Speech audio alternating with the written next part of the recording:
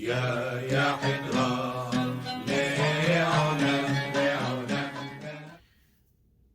Minhag of the Week, Life Cycles, Introduction to Engagement Part 2. So, we've been speaking about how engagements were in Halab, or how they led up to engagements. I mentioned the broker, the dalal, but I recalled another word that was even more commonly used in Halab, particularly for these matchmaker brokers, and that was khatab.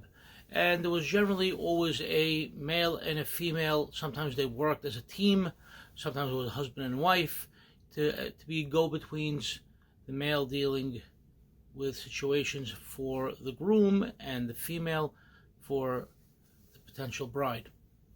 In any case, this going back and forth, as we mentioned, speaking to father of the groom, going back speaking to father of the bride, discussing terms and what have you, this was the true Basra. The Basra wasn't picking the girl, but the negotiation, making the sale, going back and forth and deciding on these terms. Once these terms were met and they were in agreement, that's when they called together for the meeting of the family. And the meeting of the family was strictly the immediate family. In other words, the groom, his parents, his siblings, the girl, her parents, her siblings.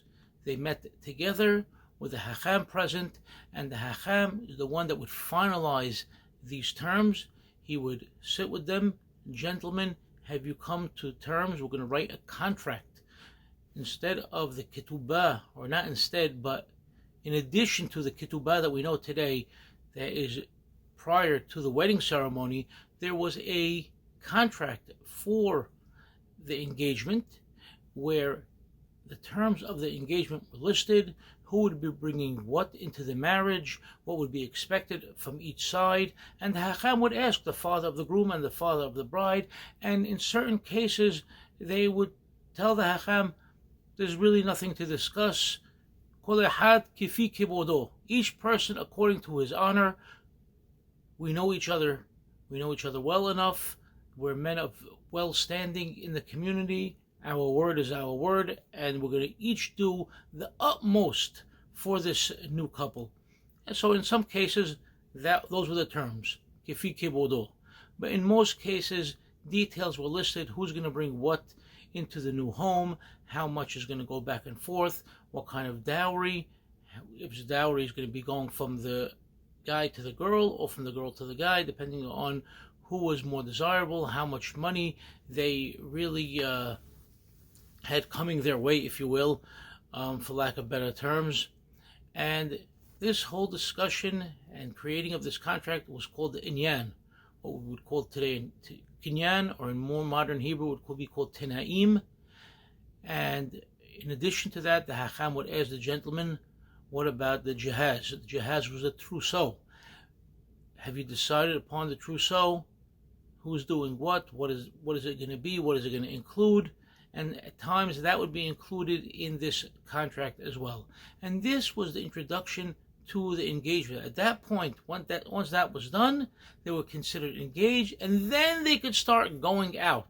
And they would go out under chaperone supervision. Going out wouldn't last long. It would be just for them to get to know each other. Obviously, if they really did not find favor in each other's eyes, the whole thing would be called off.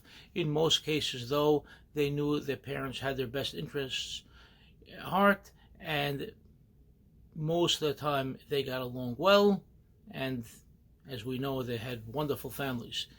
So, going forward, we're going to discuss how the engagement developed, how it changed here in the United States and elsewhere, and what we do today as part of the traditional engagement.